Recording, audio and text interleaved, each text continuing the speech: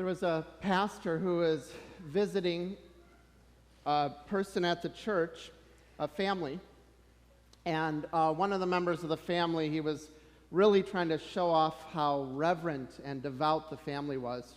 And so there was this gigantic Bible up on the bookshelf, and he was going into an almost Shakespearean deep voice tone every time he pointed at the Bible and kept saying, because, Pastor, over here we have the book of God. Over here we have God's holy book. Just kept God's holy book over and over again, and kept doing this until a child in the family said, well, if that belongs to God, we should probably return it, because I've never seen us open it ever. Now, there's all sorts of reasons that people give for not opening up the Bible. There's a lot of reasons people give for not reading or listening to the Bible.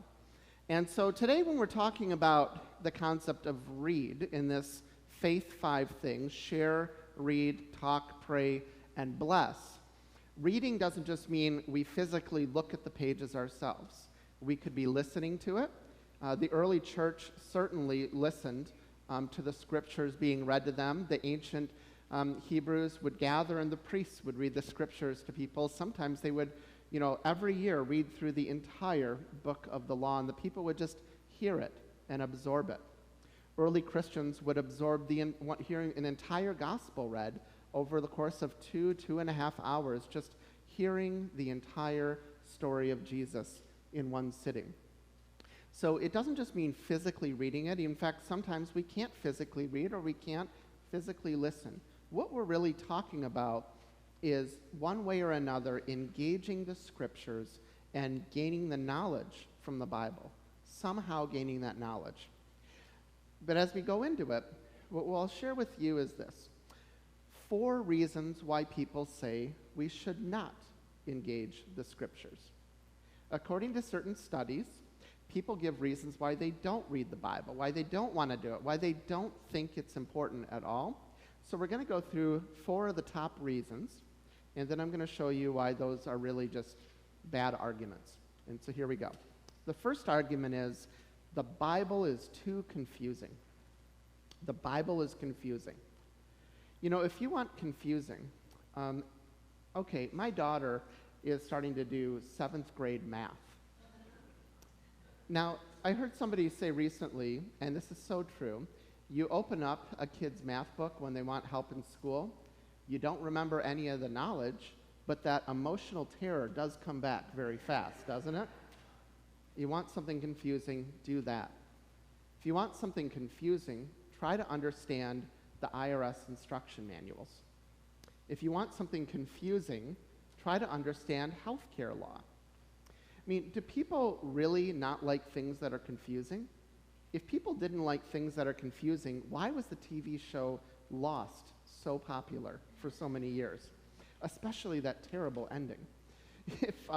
If people don't like confusing, why do they love mystery novels so much? Or why do they like science fiction movies? If people don't like confusing, why did they like Gilligan's Island? I used to watch Gilligan's Island as a kid growing up, and the part that always confused me, if they had just tied up Gilligan, they would have been off the island in a week. Every week, he's the one that messed it up for them. Tie up the guy, bring him when the ship comes, but tie him up for now. It just was confusing to me. Do we really avoid confusion? In fact, I think we're attracted to confusion.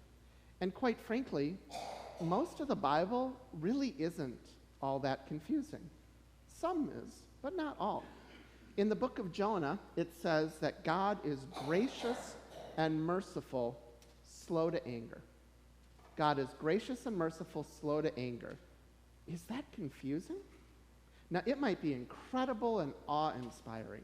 It might be beyond comprehension that the God of the universe would be like that, but it's not confusing. Jesus commanded us to love our neighbors, to love one another. That might be one of the hardest things we ever do. But is it confusing? The Bible says, do not steal. Well, that's certainly a lot easier to understand than the tax code. And I do know that some people are probably making connections now between the tax code and stealing. That's not the point. I mean, I will grant you that there are certainly things in the Bible that are difficult to understand. You know, I've been studying, I have 2 degrees in this stuff. There are things I will not understand this side of heaven that are so hard to get. But most of it is not that difficult. When it comes to the parts, too, that I don't understand, I just love diving into them even more. I find that mystery to be attractive and fascinating. And really, if we come to parts where we just feel like we've hit a roadblock, move on to something else and come back to it later. Just because one part is confusing doesn't mean that we turn our back on the whole thing. My family members confuse me from time to time. That doesn't mean that they're not family anymore. I don't understand where our country is going half the time, but it doesn't mean that I'm going to leave our country. What about roundabouts? We're still using those, right? Especially, you pull up and then the person stops at the yield sign even though nobody's in the middle of the intersection. How annoying is that? But I still keep using the roundabouts, as frustrating and confusing as they are.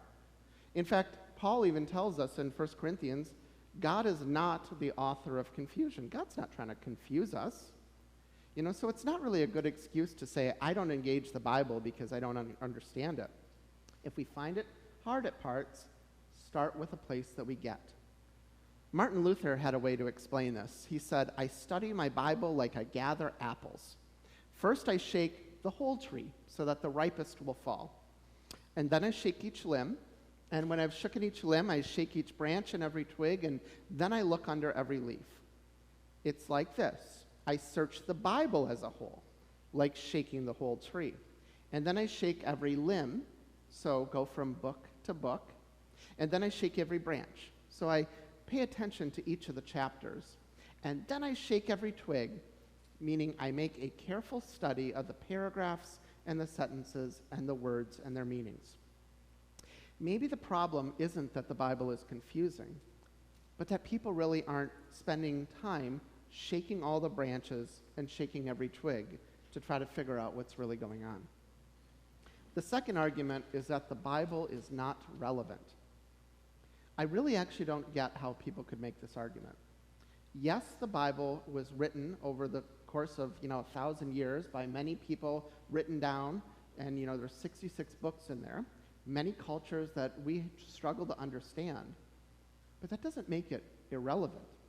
The Bible tells us about people who have to flee from war because of foreign invasions, because of oppressive dictators and rulers. Is that irrelevant? How is that not relevant for today? It talks about the pain of divorce and the wonder of marriage. It talks about the sadness of death and the joy of childbirth. How is that not relevant for today? It talks about how money can seductively draw us away from the people and the things that are most important in life, and how generosity is one of the most powerful cures to greed. It talks about terrifying weapons that can be used to kill many people. How is that not relevant for today? It's always relevant for our lives, even if it was written down by people who lived thousands of years ago. The third argument is that the Bible contradicts itself. So this is fun for me. When anybody ever says this to me, they usually put it this way. Everybody knows, that's how it usually starts, right? Everybody knows that the Bible is confusing and full of contradictions and based on bad science. So I respond, okay, tell me some of the contradictions. This is usually where it stops. Because the fun part is they usually can't name something. Now, we do have to admit, the Bible can be confusing in some sense if we're not understanding how to read it. And then we could think there's contradictions, but it's about reading it as a whole. It's about understanding the whole message, and then things come together. It's like when people say to me, do you read the Bible literally? And I respond, I read the literal parts literally. I read the poetry as if it's poetry. I understand that the parables are parables. Was there historically a good Samaritan? I'm sure there were many good Samaritans, but that doesn't, Jesus was telling us a parable in that case. The thing is understanding that when we're reading history, understanding, and this is a part, Layla, I love in the Psalms where it talks about, creation lifting praise to God, and where you hear that description of, the trees in the forest clapping their hands. Now, it's probably a description of, the leaves, which in a way are kind of like the hands of trees, right? Creation gives beautiful praise to God, and we understand what that means. But somebody can sit there and say, well, that's bad science. Trees don't have hands. That's not the point of what's being said. When we read it as a whole, we understand that there aren't contradictions. It does come together, and it does teach us that we have a loving God who wants us to love God in return and to love our neighbors as ourselves. We talked about this a little bit a few weeks ago, too, that, in the book, when we're talking about the book of Ecclesiastes, understanding that when people were writing this stuff down, they were also writing it, God was speaking to them in different times and places. It doesn't mean that one thing is true and one thing is not. It actually is more powerful than that. It means that God's truth can speak to people in all sorts of contexts and settings. Because in Ecclesiastes, we hear that phrase, there is a time for war and there is a time for peace. Somebody could say, right there, contradiction. No. There is a time for war, there is a time for peace. There is a time to build up, and there is a time to tear down. There is a time to heal. There is a time to kill. It's understanding how God is speaking to us through the whole piece. There really is unity throughout the scriptures. And a fourth reason that a lot of people give for not reading the Bible, they'll say, the Bible is too long. Well, first of all, the Bible is 66 books. We did 12 of those this summer. So there's little books in there that really aren't that long. But a second thing, did anybody else here like me love the Harry Potter series? If you put them together, they're about that big, right? Let's see here. Okay, here's a Bible. Here's Harry Potter. We can mouth through Harry Potter, but here's the Bible. Now, I understand this is thinner pages and smaller print, but you know what I'm saying? Sue Grafton, what was she up to? Letter R, S, T, Q, something like that in her mystery novels before she passed away. We can zoom right through those. Were those too long? Or what about this? Have you ever found yourself, you're about to go to bed and you pull up your phone and you go on Google, oh, I'm going to just check this news article, and then it's 2 hours later and you've been reading the entire time? Is it really about length? Actually, it's about this. It's about priorities. It's about making the time, not finding the time to do the important things in life. I compare it to what happens when you make either a strong or a weak cup of tea. The exact two ingredients are in there, water and tea. And the difference is how long the thing has been steeping. The longer you steep it, the stronger the tea is. In the same way, the length of time we spend in the scriptures determines how deeply we get into it and it gets into us. Just like the tea getting into the water and the water getting into the tea. And just like the tea, the longer we're in the Bible, the stronger we become. There is one big thing I notice that's all in common with these four arguments. The Bible is confusing, the Bible isn't relevant, the Bible contradicts itself, the Bible is too long. The one thing in common, it's mostly said by people who haven't really spent any time reading the Bible. It's usually said by people who have heard nuggets about it, maybe heard implications about it, but don't actually know what's in there. Do you know almost a majority of Americans believe that the Footprints poem is in the Bible? A lot of people believe the Bible says God helps those who help themselves. That's actually Benjamin Franklin. The Bible really says, love your neighbor, help your neighbor. The story of the Good Samaritan, drag your neighbor out of the ditch and help heal them. That's really what the scriptures are saying. So contrary to a lot of comments about the book, it is actually straightforward and not that difficult, even though there are some difficult parts. But it really is for everybody.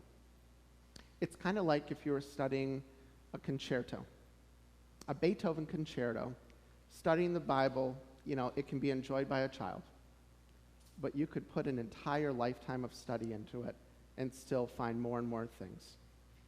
It's kind of like studying the book of Jonah. A child can delight at the story of a prophet running and being swallowed up by a fish. But adults, people who have been studying it for years, could sit there and really struggle to fathom what it means that we are called to go and forgive our enemies, even those who have been bluntly evil towards us. The Bible is so deep, and the longer we're in it, the more we steep in it, the stronger we get. Amen.